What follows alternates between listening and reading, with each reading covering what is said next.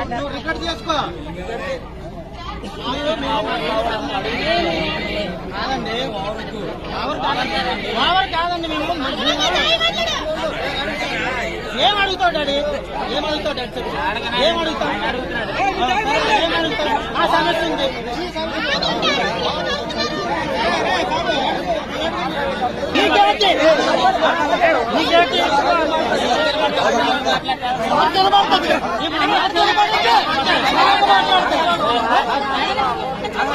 నాకెందుకు మాట్లాడతారు మండిపోతున్నారు కదా